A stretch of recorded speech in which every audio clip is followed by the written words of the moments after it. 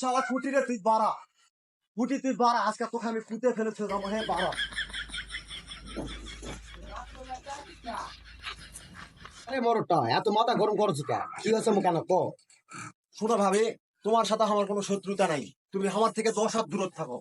তোমার ভাতার করে ভাতার করে পেশ করো, তোমার ভাতার কাছে আমি পুঁতে ছেড়ে যাবো। ভাই রে, বাপটার নাগান অঙ্কা মাথা গরম না করে কি হয়েছে মুখ খুলে ক।